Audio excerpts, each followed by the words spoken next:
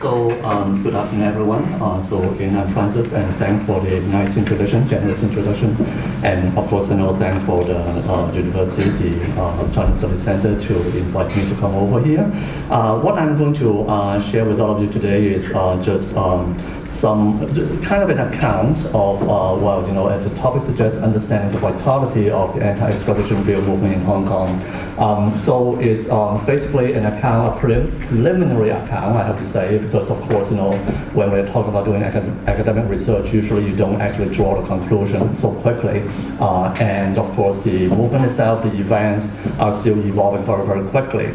I was giving a talk yesterday at Canberra and today at Sydney, and I found myself, kind of always scrambling to adjust my conclusion, if there is actually a conclusion at all. I also share with some of my friends saying that over the past few months, I kind of, regularly wrote for newspapers, magazines, online media in Hong Kong, and one of the challenges of being a commentator, kind of being a quote-unquote public intellectual in Hong Kong in regard to this movement is that every time I submit an article, I always kind of a little bit scared. Scared in what sense? It's because there is a 24 to 48 hour gap between the time you submit the article and the article is actually published. So you'll be scared about, in 24 and 48 hours, does my writing still make sense? What happened in the next 24 to 48 hours basically change everything. But against that background, I think, it would still be nice to try to put together kind of an account of what has been happening and how I understand the so-called vitality of an anti-extradition bill movement in Hong Kong. And what I mean by vitality, first of all, is of course, first of all, this relative longevity. It has been 5 months, if we count beginning June 9th, the first 1 million strong protest against the extradition bill. But actually it went back further. A lot of times the media actually focus on June 9th as the beginning, but actually since the time of February, when the Hong Kong SAR government started to propose the revision of the fugitive ordinance, there has already been kind of social mobilization around the issue. The first anti-extradition bill protest was actually held on March 31st. 13,000 people participated. Of course, not a large number if you compare to what happened to the 2 or 3 months before today, but still actually a significant protest. And then the second large-scale protest actually occurred on April 28th. And then in late May, there was actually in Hong Kong a very, very prominent wave of online petition campaign, mainly by secondary schools. That is, a lot of people, not just young people, it's actually by secondary school in terms of current students, but also alumni. So just citizens, they create these online petitions based on where they graduated from at high school. And there was a very, very strong wave of a very, very prominent wave of that action, before June 9th. So that was actually, it included those actions into the movement. That actually the movement has been going on for actually not 5 months. It actually has been going on for 8 months. It is, historically speaking, the longest, you can say, a kind of protest campaign in Hong Kong history. So it's it's one thing. Continual and innovative actions. In the past few months, Hong Kong has witnessed a range of actions that have never occurred before in the city. Airport rallies, the so-called human chain action borrowed from Eastern Europe, shopping mall protests, etc., etc. So there was a range of actions that are kind of, innovative in different ways, to different extents, things that have not been tried. In this current movement, people try out and work, and they kind of work. Significant degree of solidarity. In a lot of social movements, actually not just in Hong Kong, around the world, you will very often have internal conflicts, have internal tension. Now, of course, internal tension is always there. I mean, of course, the current movement, you cannot say that there was no internal tension. Obviously there is. But when compared to, say, 5 years ago, during the umbrella movement, 5 years ago, during the umbrella movement, into the kind of later stage, or after the first month of occupation, there was very, very significant, very prominent internal conflict between the moderates and the radicals. Because 5 years ago there was this public occupation of streets, and then after about a month, it was very clear that the Hong Kong government and Chinese government would not vouch. They would not concede. Even if you go on occupying the street, they would not make any concession.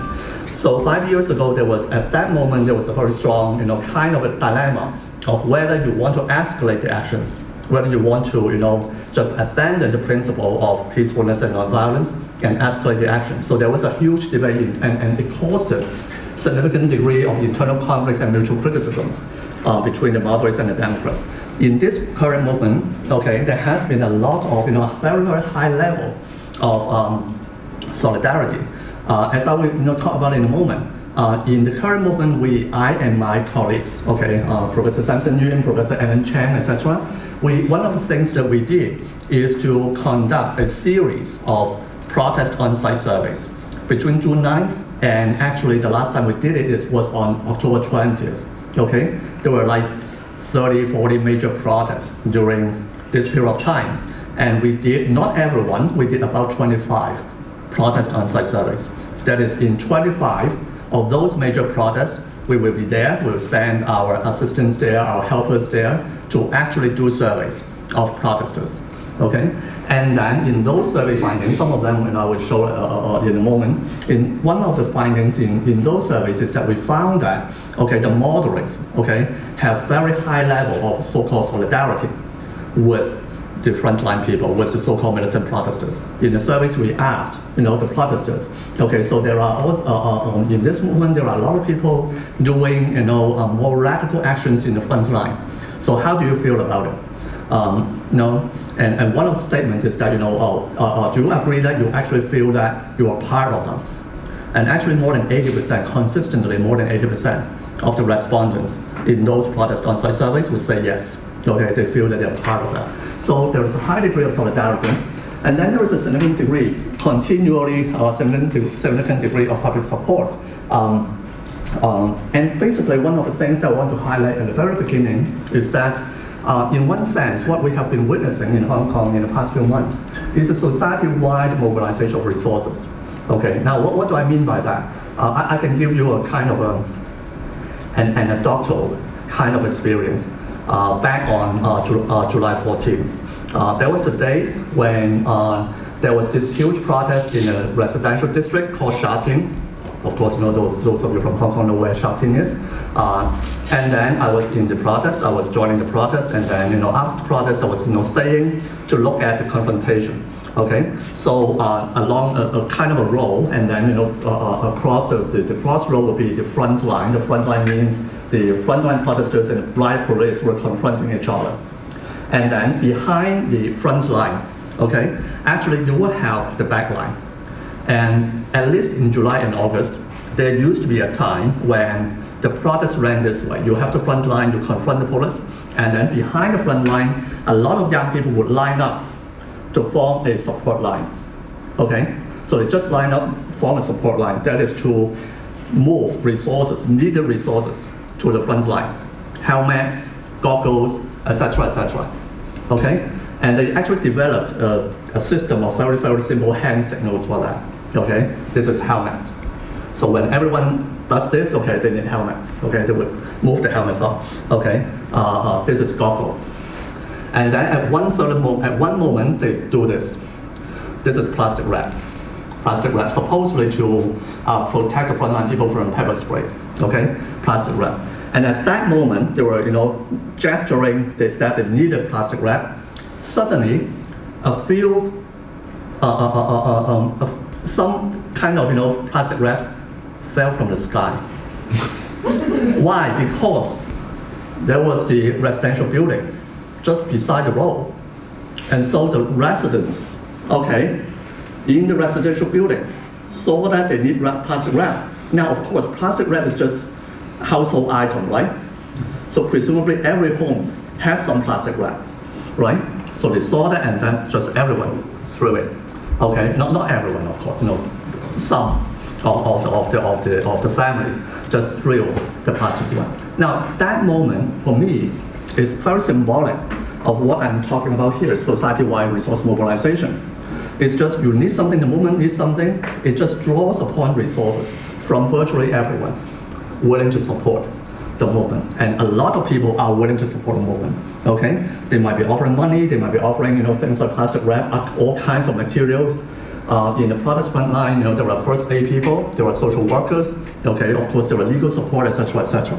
So this is what I mean by the vitality of the social movement. Now, how should we understand the vitality? Okay, in this talk, of course, it's an extremely complicated topic. There are many aspects of it, but today I'm going to just briefly talk about the first thing, and then may talk a little bit more about the second thing. The first thing is the basis of the movement, public opinion before the protest.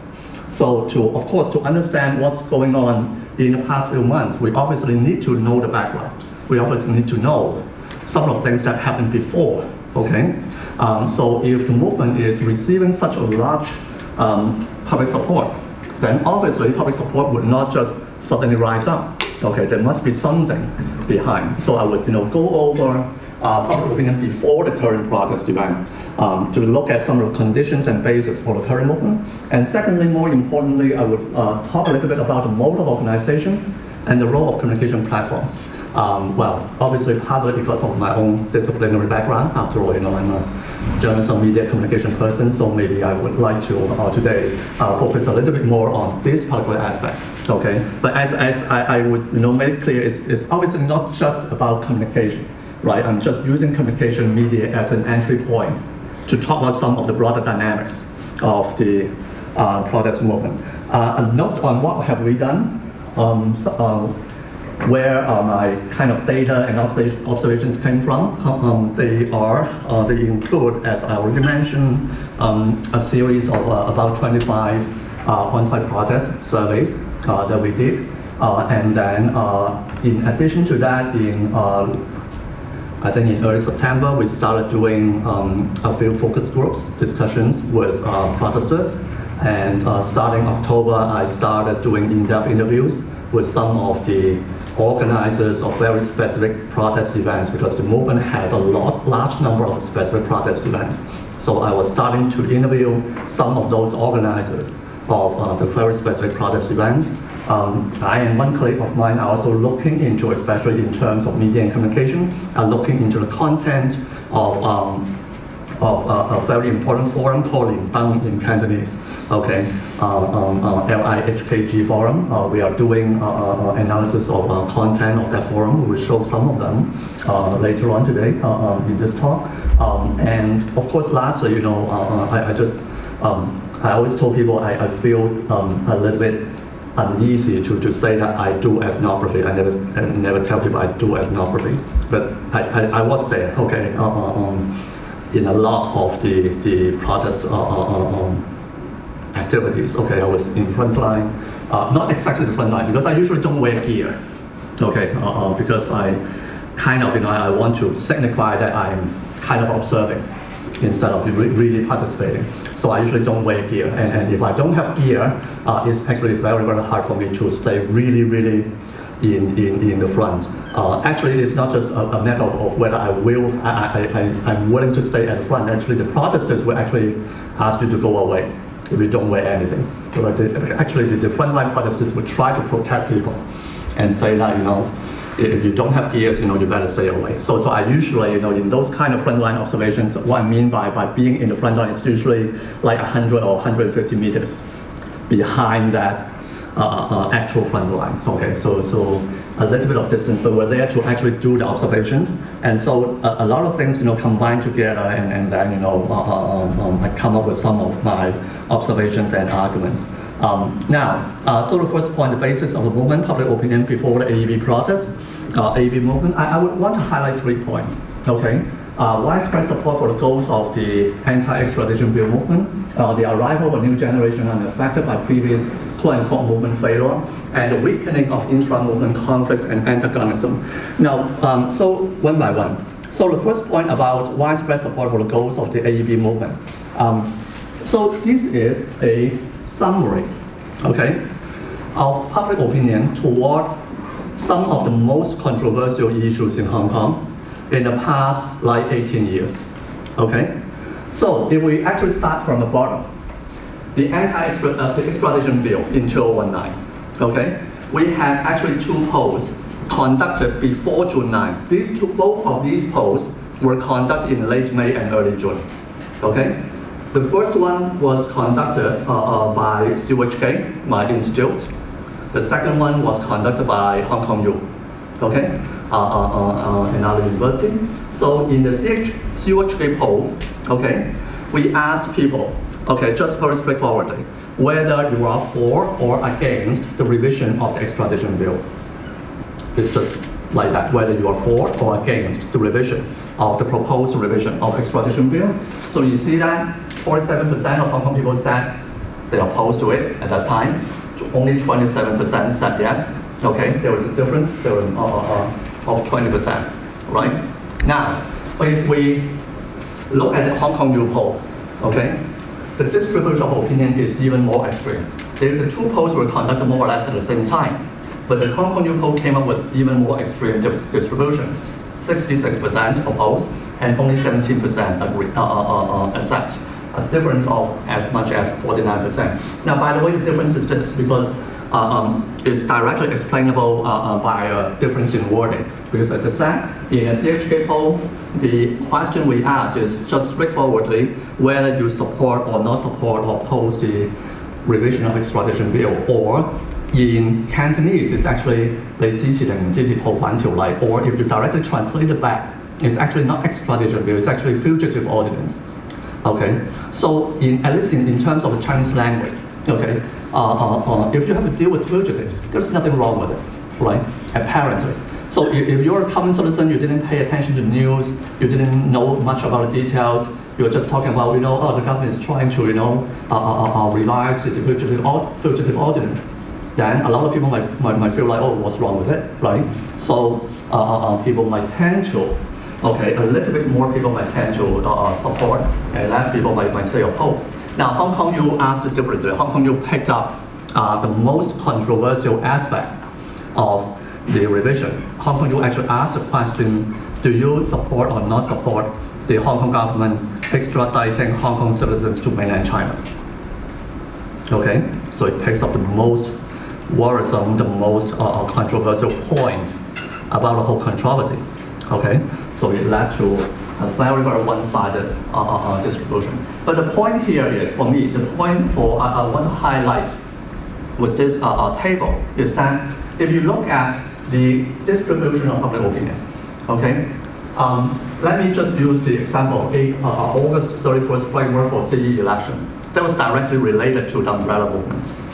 So the umbrella movement in 2014 was fighting for genuine democracy, was fighting for popular election, okay, and they were supposedly against the August 31st framework set up by the National People's Council, okay, of China for the CE election in Hong Kong. Now at that time, Hong Kong U also conducted an opinion poll, and what we see here is that while 41% of Hong Kong people at that time opposed the NPC framework, and only 28% supported. So yes, more people opposed the framework than supported the framework, but there's a difference of only 13%. So for the umbrella movement, it was not actually a very one-sided thing. It was not really a very one-sided thing, okay? But for the extradition bill, it's actually very one-sided. It's as one-sided, or even more one-sided if we take the Hong Kong U figure. Okay, it's even more one-sided than the national education debate in 2012, and also the Article 23 debate in 2003. In both the Article 23 debate surrounding national security legislation and the national education debate, we can see that the figures like 55, 57% opposed, only 16% support, a difference of about 40%, okay, which is matched by or even surpassed by, okay, the one-sidedness of the thing is matched by or surpassed by the anti-extradition bill. Interestingly, there is actually a commonality among these three things, Article 23, national education, and extradition bill. That the commonality is each of these three cases led to very, very large-scale protest, very, very large-scale movement. In 2003, the national security legislation debate led to the so-called July 1st protest in year 2003. 500,000 Hong Kong people went out to protest against Article 23, okay, which successfully forced the Hong Kong government to postpone national security legislation. That was in 2003.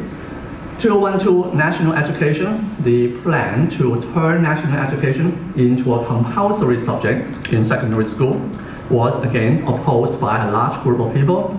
That movement, by the way, also made Joshua Wong and a new group of very young protesters prominent. Okay, a very large-scale protest went on, and then successfully forced the Hong Kong government to postpone or to actually scrap the plan of turning national education into a core subject. In one sense, the extradition bill is like that too, right?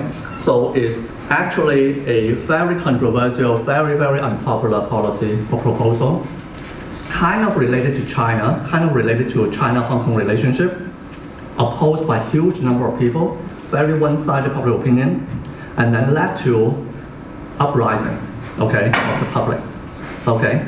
And in one sense, succeeded in kind of forcing the government to remove or to just withdraw their original proposal. Okay, what happened here? A lot of Hong Kong political scientists and social scientists, we tend to argue that it is like that in Hong Kong. Protests in Hong Kong historically, in the past 20-25 years, have been relatively successful in defending the civil society. That is, if the government wants to do something, like set up new law, set up a new kind of educational scheme, you want to fight against that, you defend it. We are not trying to get something. We're trying to just tell the government that we don't want this, we don't want this, we don't want this, okay? Then, actually a few times the Hong Kong people actually succeeded in doing that, okay? Which is rather different from the times when the society wants to achieve something. Like if you want universal suffrage, if you want democratization, it will be much more difficult. But that might be a point I would go back to later. And then another point about the background opinion is effective depolarization between the moderates and the radicals. Now, I just mentioned that during the umbrella movement, there was actually a split or internal tension between the moderates and the radicals, or in Hong Kong local knowledge, between the Democrats and the localists. The localists are usually considered as the radical faction. The Democrats, the pandemics, are usually considered the moderate faction. Now, what I'm showing here is, again, public opinion poll figures. Okay, when we conducted opinion polls in July 2016, okay, so obviously in the opinion poll there will be supporters of localists among the public, and there will be supporters of the Democrats among the public. And if we ask all people to say evaluate the localists, whether you like them or not, okay? Then obviously the localist supporters of course would give a higher score, right? It's their party, it's their faction, right? So the localists in July 2016 gave a score of 6.79. The Democrats gave a score of only 3.84. So there is a big difference here, 2.95. But what we can see in this table is, when we conducted basically another opinion poll in May 2017 and then in March 2019, by March 2019, like 8 or 9 months ago, the difference between these two scores, okay, has gone down to only 1.66. And in public opinion research, we call it a matter of depolarization, active depolarization. Okay, the difference in terms of how they look at themselves and each other, okay, kind of narrowing down. The same applies to evaluation of Democrats. You ask also the local supporters and Democrat supporters to evaluate the Democrats. Of course, the Democrats will give higher score, okay, but the difference was 1.41 in 2016. It enlarged a little bit to 1.8 in 2017, but by March 2019, okay, the difference became only 0.77. So there was actually a process of the effective depolarization already going on. And that, by the way, actually explained or provided condition for one of the things that I mentioned at the beginning, that is the solidarity, the relative solidarity, okay, between the moderates and the radicals. in the anti-extradition bill movement. Of course, there are numerous reasons why this effective depolarization would go on. In fact, between 2016 and 2019, there was also a period of the Hong Kong and Chinese government used very hard-handed, very high-handed measures to suppress social movements in Hong Kong. And when they suppress social movements in Hong Kong, they suppress both the localists and the Democrats. Okay? So suddenly the localists and Democrats over time found that, okay, they are facing the same suppression. They more and more found that, okay, they are actually on the same boat. In 2018 and 2019, some of the localist leaders, like Edward Leung, etc., were actually sentenced to jail because of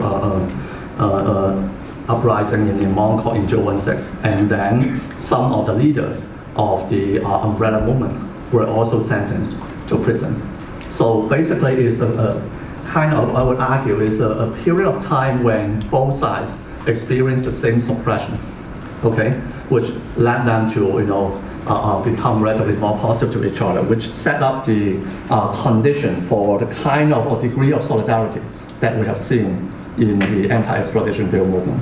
And then the youngest generation. One thing, the notion of generation here is actually quite tricky, because when we talk about generation here, it's really, one thing about the current anti-extradition bill movement is that a lot of the participants are really young. And when I say really young, it's not even university students, they're high school students. I think by early September, if I remember correctly, about 30% of the protesters arrested by the police, okay, were 18 years old or below. Yeah. So basically in the whole movement, you see the participation of very, very young people, okay? And one interesting thing about this youngest group of people, okay, if we compare, let's say a 17-year-old right now in Hong Kong versus a 25-year-old right now in Hong Kong. So what are their differences? 17-year-old versus 25 years old. You look back, okay, 5 years earlier during the umbrella movement, who were they, right? If you are now 25 years old, it means that 5 years ago you were 20. Most likely you were a participant in the umbrella revolution, okay? You were part of that umbrella movement. If you are 17 only, it means that 5 years ago you were only 12.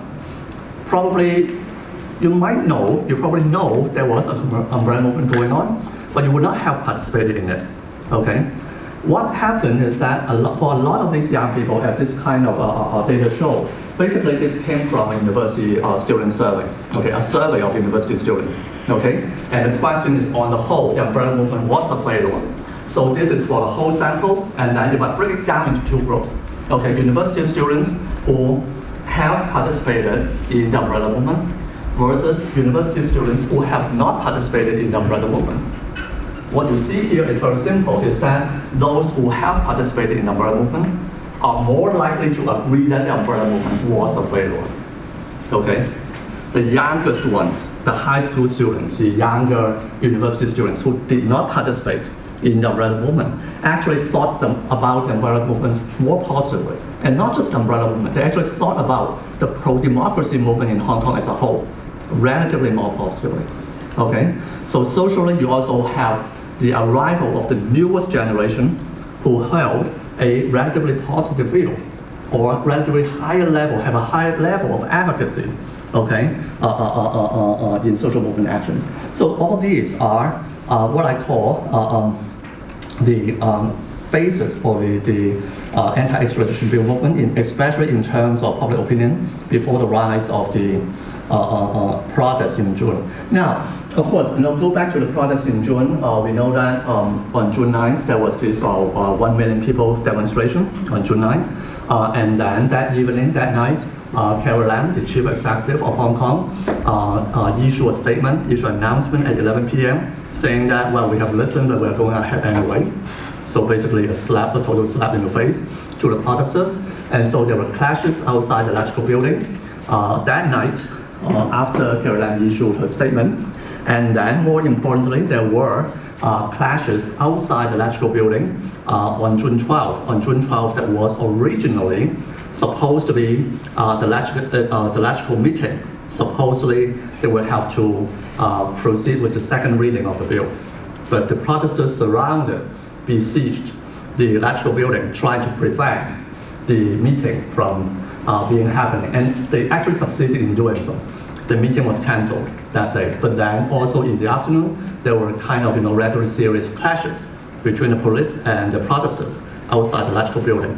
Okay, and then continual actions by the protesters forced the electrical meeting to be canceled on 13th and 14th, and then on 15th, there's a Saturday, the Caroline, the Hong Kong government, announced that they would suspend the bill.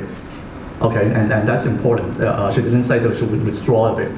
She suspended the bill. Okay, however, at that moment, okay, suspending the bill was already not enough.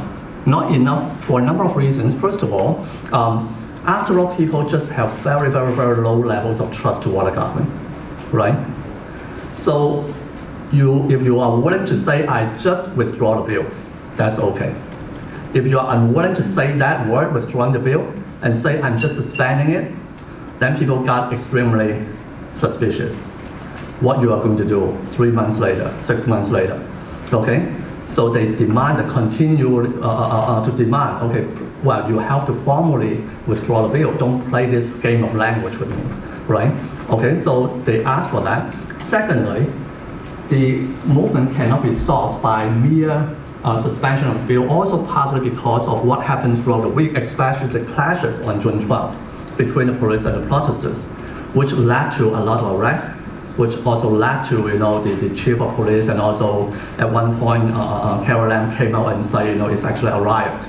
Okay, so protesters were also very, very angry about that characterization of what happened on June 12th as riots, and because people were already arrested, so a lot of protesters felt there was a strong need of standing by your arrested colleagues, so to speak, right?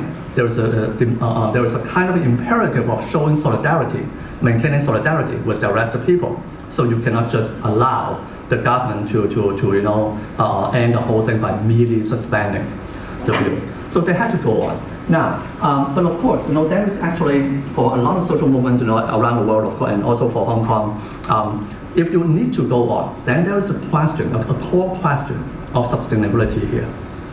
That was the question in June, in July, and actually it's still right now one of the key questions the movement has to face. If you disagree, if you are not satisfied with what the government is doing right now, okay, you need to keep the movement going. How? How can you make the movement sustainable? And on this point, there is also a very important contrast between the umbrella movement and the current movement. In one sense, Hong Kong people learn from the umbrella movement. One of the lessons that they learned from the umbrella movement is that the umbrella movement lasts for 79 days, okay? And actually, it didn't need to wait until the 79th day. Actually, after the first month, they were already kind of, the atmosphere was already not good, people feeling tired, etc., etc. Okay, so one of the things that people learn from the umbrella movement, okay, or a lesson they draw from the umbrella movement is to say that, well, continual occupation is not the answer. It's too physically demanding. It's too emotionally and physically demanding. You have to figure out another way to make your actions more sustainable. Okay. Now, this is the kind of an underlying question, okay, for the movement as a whole. But as I said, for my discussion today, in the next 20 minutes to 30 minutes, I will actually focus on the idea that or the apparent phenomenon that the movement here that we are talking about, the anti-extradition bill movement, is also kind of decentralized and leaderless. Again, a very sharp contrast with the umbrella movement. The umbrella movement had some kind of very decentralized kind of phenomena in it, but you can indeed identify the core leaders. The Occupy trio, Chen Qingman, sociologist Chen Qingman, law professor Benny Dai, and Reverend Chu, they were the original Occupy trio, the Hong Kong Federation of Students, and scholarism at that time headed by Joshua Wong. So at that time, scholarism, the Federation of Student Union, and the Occupy trio were recognized as the leaders, okay, the central leaders of the umbrella movement. Now this time, you actually cannot name anyone as the central leaders, okay? On June 24th, when the movement broke out in June, Joshua Wong was still in jail, and then in around 1920th, he was released. Okay, he finished his jail term, and then he came out, and then on June 21st, there was an action, okay, outside the electrical building. And then in the early afternoon, they moved to surround the police headquarters. And then Joshua Wong appeared on the site. And then once he tried to pick up the microphone, and a lot of people just booed him. The idea is, well, I don't care if you're Joshua, okay? I just don't want leaders. I just don't want anyone to take up the leadership role here, okay? So even if it's Joshua Wong, even whoever that is, okay? You want to pick up the microphone, you want to, of course it's not, well, I have to be fair to Joshua Wong, I don't think he wanted to be the leader. But he used to be a public figure, so it's kind of natural that in that kind of scenario, he would try to pick up the microphone and speak, okay? But immediately, it was kind of rejected by a lot of protesters on site, okay? So there was a very first strong ideology, so to speak, of we don't want central leadership, okay? Just decentralized leaders, and of course I presume most of you have heard about some of the core slogans of the movement, like be water, right? Okay, so more or less the same kind of ideas. Okay, now of course I have to say decentralized and leaders movements around the world, there have been decentralized and leaders movements around the world, and there have been important conceptualizations and theorizations, so like by Manuel Castells, like by Lance Bennett and Andrew Siggebert in the early 2010s. Manuel Castells talked about the rise of natural social movements. Lance Bennett talked about the logic of connective actions, etc., etc. In one sense, these are not exactly totally new things. Okay, but at the same time, it also seems like in this particular movement, okay, it seems that it worked, well, at least for a few months. It seems that it worked spectacularly, okay? At least there is the sense that it really worked very, very well. Because first of all, there are indeed several benefits, okay, of having a decentralized movement. These are just kind of picking up from summarizing some of the points that Castells, Bennett and others have talked about, okay? There are some advantages associated with being decentralized, okay? When you are decentralized, you have more proactive and diversified participation. Because we are not talking about just one action organized by someone and then everybody participating in the same way. We are talking about much more open kind of participation. If you want to work on your own kind of mini action, you can try. If you want to work on another kind of action, you can try. So it's much more diversified, it's much more proactive. You can try to figure out how you want to participate in it. You don't need to wait for the central leaders, okay, central organizers, to offer you the so-called participation opportunities, okay? So it's more proactive and diversified participation. Higher levels of flexibility and mobility actually is also conducive to innovation, okay, because of low failure cost. Now, what do I mean? I use the human chain action as the example. On August 23rd, okay, in Hong Kong, there was this human chain action borrowed from Napoleon, borrowed from former Eastern Europe, and the idea was actually just people lining up, holding hands, form a human chain across the city along the metro line. Now, the action was finally held on 23rd. The action was kind of promoted online, discussed online, around like 10 days earlier, like around August 15th. People started talking about we should do this, okay?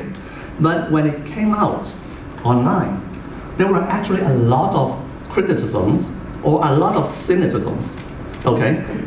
The more militant protesters would say, what are you guys doing holding hands, right? Right? Because they think holding hands is nothing. I mean, it's meaningless. You are not going to change anything, right?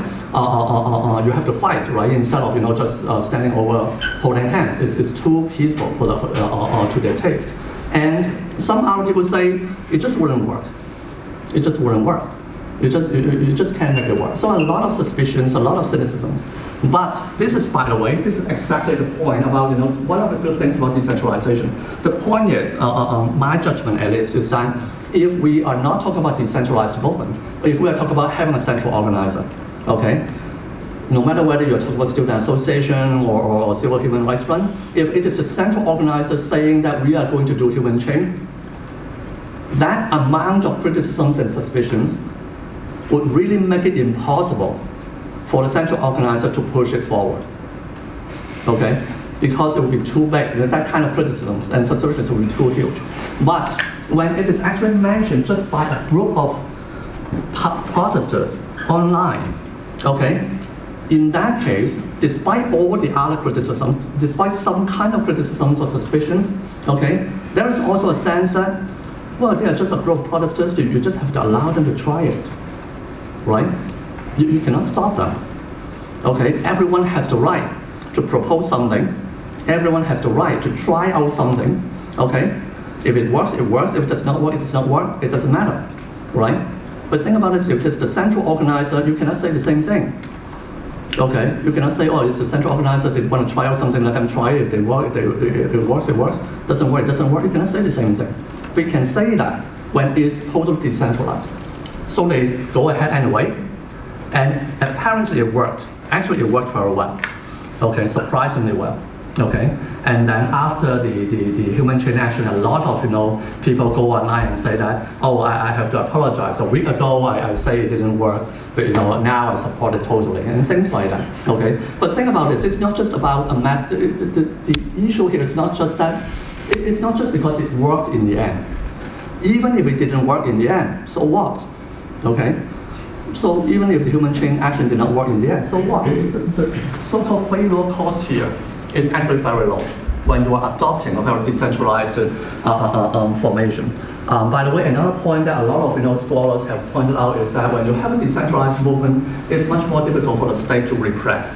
Okay, in a sense that you don't know who to repress. Okay, if you have a central organizer, you just repress the central organizer. You catch this, you arrest the central organizers. Okay, when it's actually a huge group of very differentiated kind of protesters, of course you can try to repress, and the Hong Kong government is trying to do that obviously, but it's actually much more difficult, right? Because you don't have the central targets. Okay, so that's actually one of the several reasons why there are actually benefits of having this decentralized movement. However, the central challenge of a decentralized movement is, after all, how can you organize without organization? How can you coordinate without organization? Traditionally, obviously, social movement organizations exist for good reasons. Okay, they mobilize resources. They have to, really do the organizational work. Now, in the literature of decentralized movement, that's where communication comes into, media and communication comes into the picture.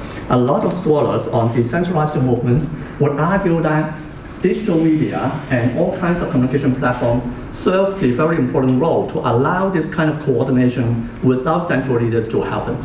And in the AEB movement this time, two particular digital media channels are actually very, very widely discussed, okay, by Hong Kong people. Telegram, and this is the Lindang Forum that I mentioned, okay, the discussion forum. Now, these figures are from the protest on-site surveys, okay, on these designated days. So we run surveys on these days, and in each of these surveys we ask people how frequently you derive information, movement-related information from these different channels.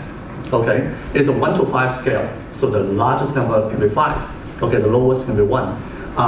The most important or most important information source is, after all, the broader category called online media. It's very high. To a lesser extent, Facebook. But if we look at the two things here, Telegram and Lindang, well, into September, okay, they are still lower than online media and Facebook. But the important point here is that if we look at Facebook, it was here already. It was 4.21 in July, on July 1st already. Because Facebook, after all, is the most frequently used social media site for Hong Kong people. So it was always here, okay? 4.2 and then 4.4 something, okay? But Telegram, it started off only at 2.68, okay? And it grew kind of very tremendously very substantially to 3.98. The Lindang Forum started off on July 1st only 3.57, and it grew very substantially to 4.37 by August 31st. So especially in June and July and August, there was the trend that more and more people were kind of movement supporters and participants were kind of entering these forums. And also more and more frequently use Telegram and for the communication purposes. Now, but how do they work? Okay. So Telegram, and well, by the way, Telegram and the Lindang Forum, they play slightly different roles. Telegram has been particularly important for action coordination. In a lot of the protests in July and August, that's the usual branching out model. Okay, so when you have a protest, you want to organize a protest march in a certain district. Okay, you don't have a central organizer, you don't have a formal organization. Then what do? Basically, that's what the following is what they did in very skeletal picture. So if I'm the central, if I want to organize a protest march, I can set up a Telegram channel. Okay, say this is the Telegram, the formal Telegram channel for the July 14th Shatin March, let's say. Okay, and then you might have a lot of people who want to join the discussion, who want to join the coordination to enter that big channel. So that big channel might attract 2,000, 3,000 people. And then you have discussions, right? You just discuss on Telegram what you want to do. Now, and through that discussion, obviously, inevitably, you would come up with the need of doing specific things. Like you come up with the idea that, well, we need someone to do promotion, okay? Create posters or whatever. In that moment, they would create another Telegram channel that is promotion for the July 13th march. And then people who are interested in promotion would join it. Now, of course, not all the 3,000 people in the big group would join it. Maybe 1/10, maybe 20%. So you have a few hundreds joining that, and then they focus on talking about promotion. Okay? And then maybe throughout the discussion, you would come up with even more specific detailed tasks. And then you break it down into even further smaller Telegram groups. So basically it's just branching out, right? You have a big group for everyone interested in that political protest, and then you have a few bigger groups handling different aspects of the protest, and then each bigger group can further break it down, be broken down into even larger number of groups. Okay, just working out all the details. And then they are put together, and then the protest worked. Okay, so a lot of those protests, especially in July and August, have been done like that. Now, Telegram was more about action coordination and collection of information. And then what about Lindang? Lindang is actually very interesting in this case, because when we compare the forum to like contemporary social media, like Facebook, Twitter, or whatever, the interesting thing here is that Lindang is actually not it's not the most high-tech thing. It's not the most cutting-edge thing. In a lot of ways, Lindang is a throwback to the 1990s. It's a throwback to the 1990s.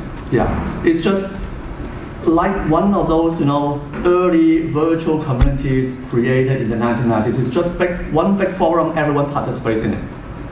In terms of that basic architecture, okay, there's a very important concept in the study of media and technologies. It's called network individualism.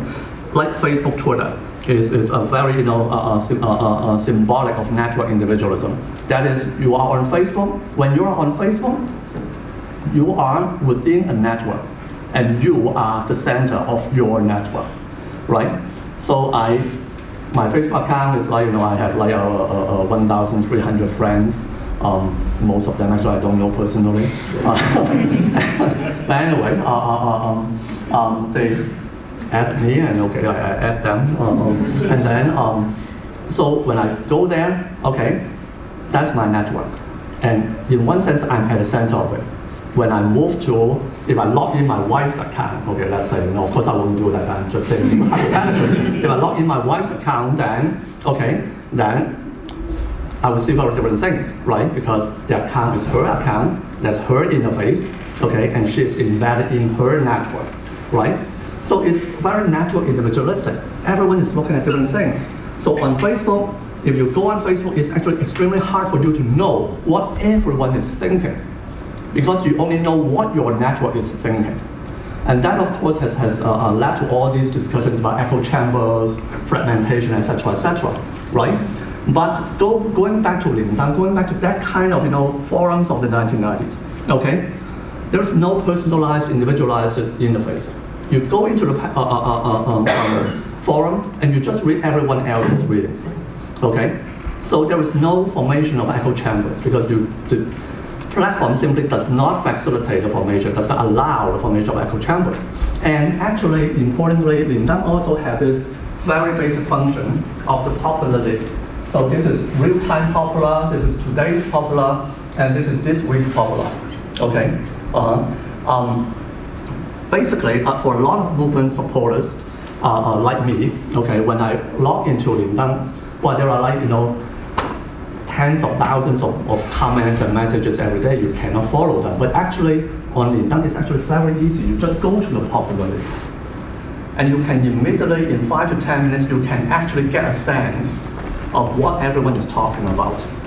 You can get a sense of what most people are agreeing or disagreeing with. Okay, it's because of the structure of this popular list, and also because it's not just popular list. The Lindang Forum administrator, creator, is kind of pretty open. He actually let people know the algorithm.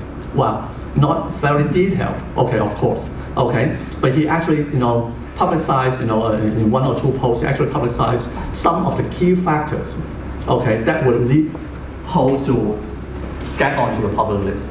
So the algorithm was, if not completely transparent, at least semi-open, okay? People have a sense of how to make the post onto the list. And so, if you are a Lindang user, you can actually try, okay, to help push your favorite post onto the list. And actually, there are also ways for you to push things down. If you really don't like something, you can actually try some ways to push them down.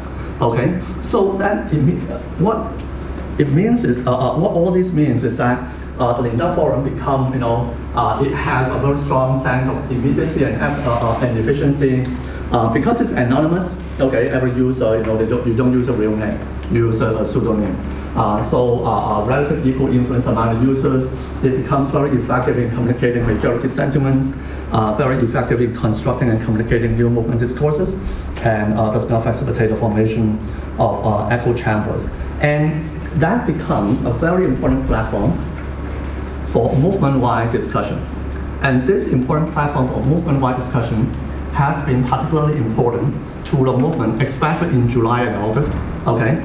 Because now it goes back to, because I think time, and let me try to quicken and summarize what I have to say in the following 5 to 10 minutes. In July and August, okay, going back to that key question of sustainability, okay, at least in July and August, the question of sustainability was resolved by a very specific mode of action that involved a very particular rhythm, a very particular interaction between what happened online and what happened offline. So the rhythm is this. In at least July and August, okay, basically there will be only 1 or 2 really big protest events on the weekend, Saturday and Sunday, okay?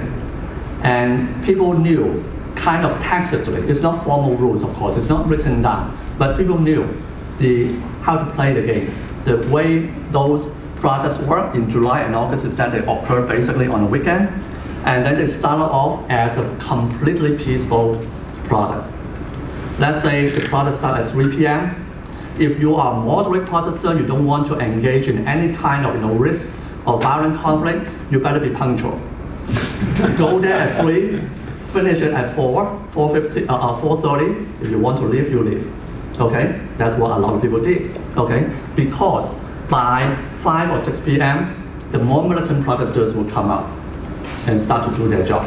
And in the evening, in late night, there could be more or less serious clashes between the protesters, between the militant protesters and the police. Okay, so that was the situation. And again, as I said, basically that occurred only on Saturday and Sunday. Okay, throughout the weekday, there might be 1 or 2 protest events, but much smaller scale and also widely recognized to be totally peaceful. Okay, there will be no clashes, whatever. And that kind of rhythm allowed one thing to happen, allowed a weekly evaluation cycle to occur. And this is the weekly evaluation cycle in kind of numerical figure. This is basically just referring to the average number of comments on the Lindang Forum on Monday, Tuesday, Wednesday, Thursday, Friday, Saturday, Sunday, in June, July, and August. Okay? So in June, there is no obvious monthly, weekly cycle. Every week, every day, Monday, Tuesday, blah, blah, blah. Okay, the total number of comments are more or less the same. Okay? But into July and August, you see a very clear weekly cycle. Huge amount of discussions on Monday, slightly less on Tuesday, okay, going down further on Wednesday, on Thursday, etc., right? Again, why? Because as I said, because the actions were on the weekend. So after something really big, really shocking, really confusing happened during the big protest on Saturday and Sunday, people felt a very strong need to talk, to think, and to evaluate. So they flocked through the online forums. Of course, not just LinkedIn, right? Facebook, etc. They had huge amount of discussions, okay? And then after 2 or 3 days, people felt a little bit better, okay? They started, understand what happened, and then they can take a rest for 2 days, okay? And then on Saturday and Sunday, they join the actions again. Okay, so there is actually a kind of a rhythm, and that rhythm is actually very important because, first of all, as I said, one thing that people learn from the umbrella movement is that you cannot just do action every day, right? That could be very tiring, that could be too demanding. So that rhythm of weekly thing, okay, is better than you have it every day, right? And also it allows time. Actually, it allows time for promotion, by the way. As I mentioned earlier, in July and August, usually one action will have a period of 7 to 10 days for promotion, okay? And then it also allows about a week of evaluation, okay? In fact, this has been what has been the kind of model that the movement has been doing, is that in July and August and September, more or less right now too, okay? In the anti-extradition bill movement, it's not so much that people come to discuss and then they have a fully fashioned plan, they have evaluated all alternatives, they have thought out all the strategies, what they should do and what they should not do, and then they execute. No. Although I said, even back in July and August, although they had 7 to 10 days to plan, but it's only 7 to 10 days, right? So you can imagine that within a very short period of time, they just do the plan, the basic things, and then the time comes and they just do it, go out doing it, right? And also during the protest events, there could be a lot of unexpected happenings. There could be a lot of improvisation, on-site improvisation. Again, as I said, there is no central leaders. So if I'm the organizer of a protest march, I actually cannot control what other people are doing, what other protesters are doing. So there could be a lot of unexpected happenings, a lot of on-site improvisations by the protesters, okay? A lot of unpredictable happenings because of the police actions. You never know what the police is going to do, okay? And a lot of things that police have done have been very shocking, okay? So basically, you need that kind of rhythm, okay? So that you can actually make sense of it. So it's basically a matter of you have the action first, and then you evaluate it later.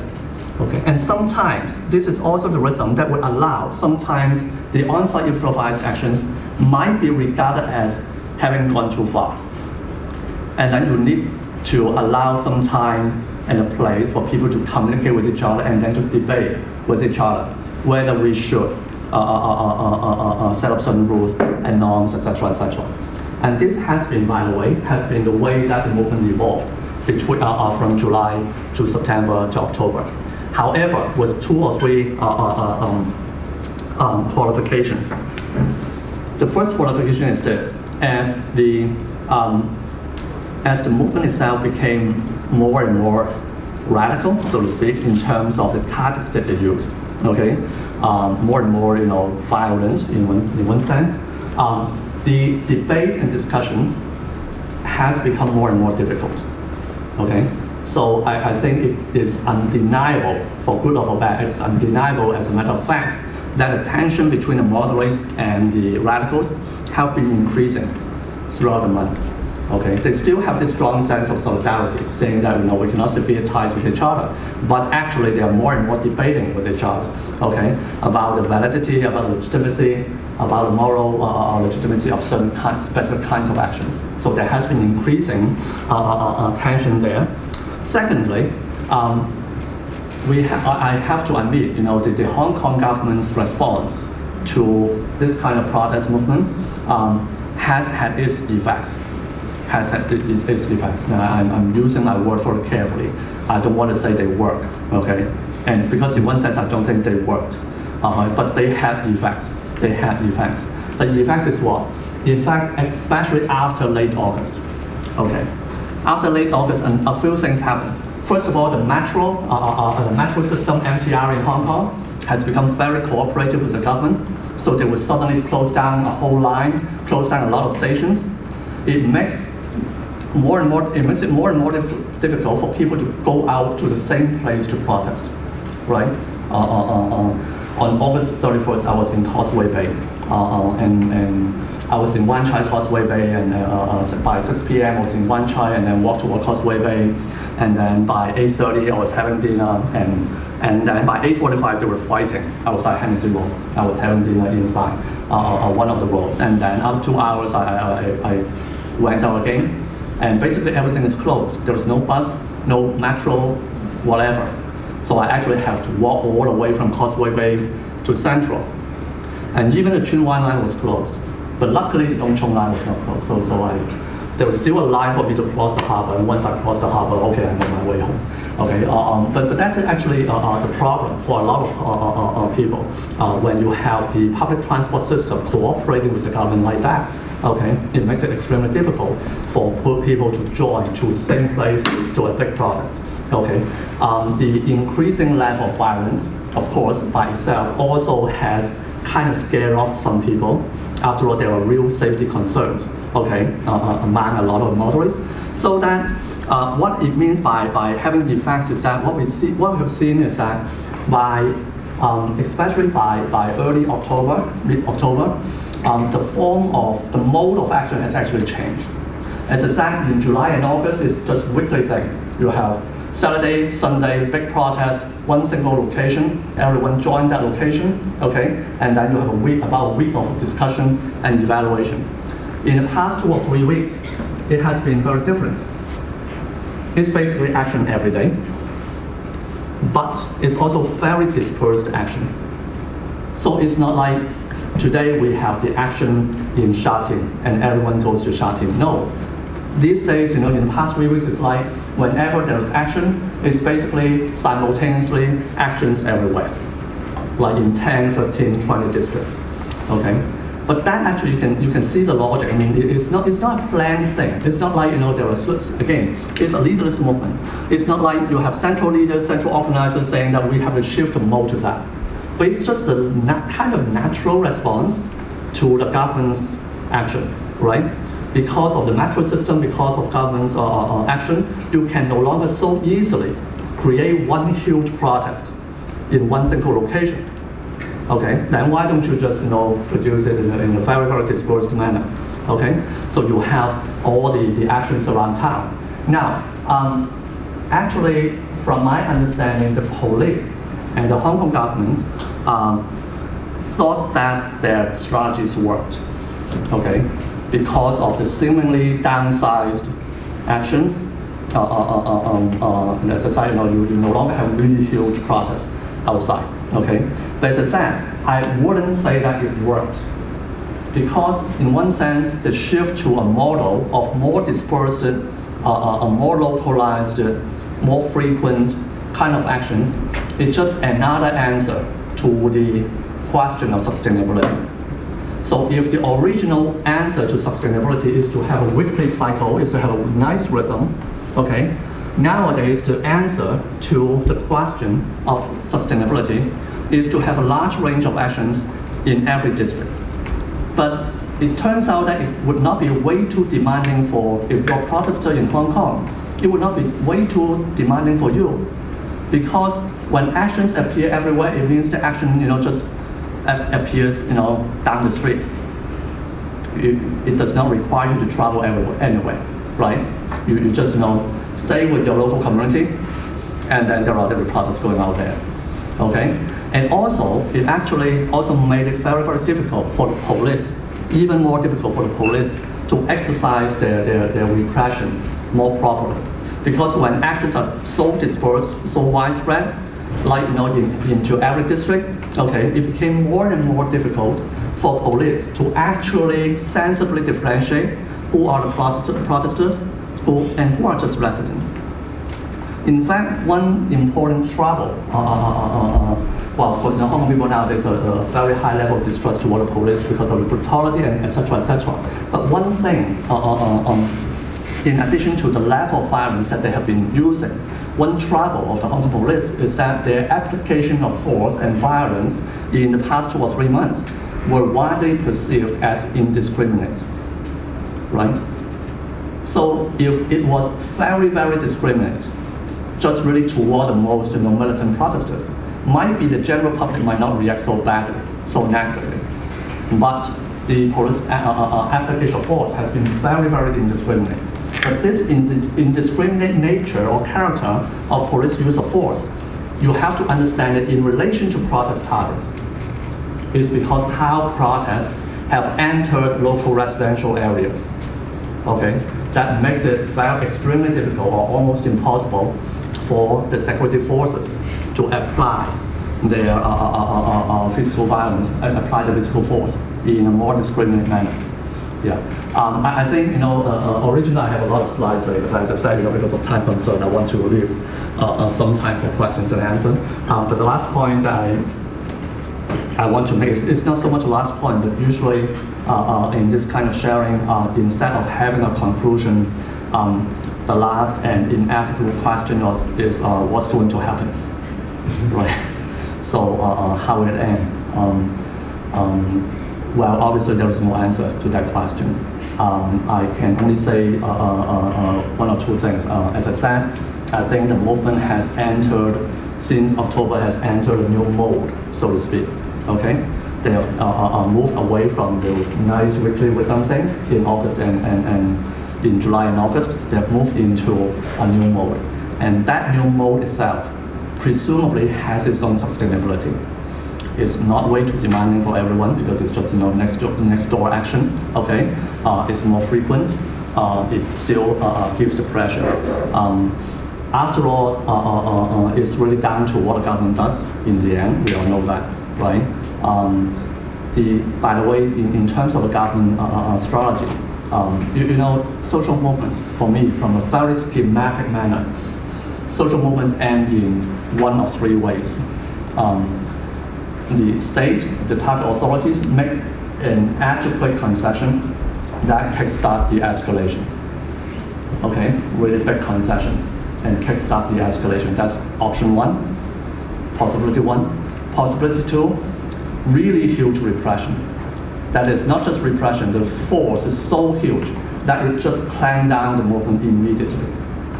That would be the sending out of PLA, right? Or something more or less equally extreme, right?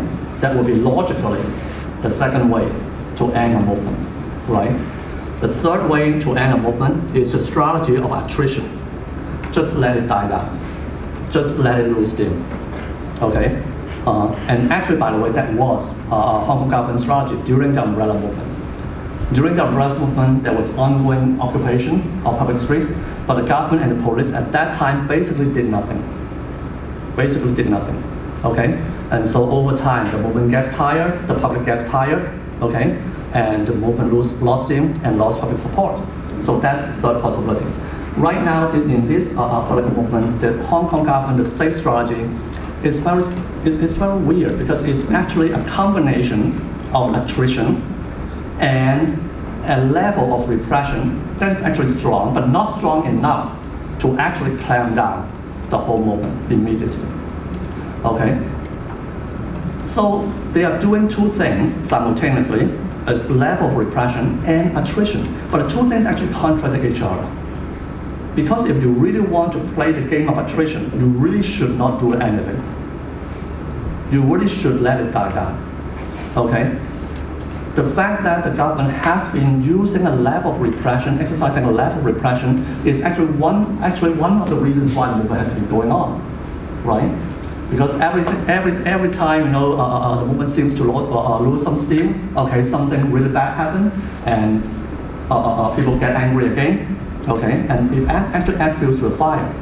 So that a combination of not making any concession and not having a huge repression, and also not doing something, a certain level of repression, plus the idea you want it to die down, is actually a formula for the movement not to die down. Somehow the Hong Kong government did that, the Chinese government did that, I don't know why, but anyway, but that is actually the kind of, the bottleneck or a very tricky situation in Hong Kong right now. That's why I say, it's actually hard to say, to predict what's going to happen. But that is the current situation, that is my opinion. Okay, I probably would end my talk in this note, and comments, questions, welcome. Thank you.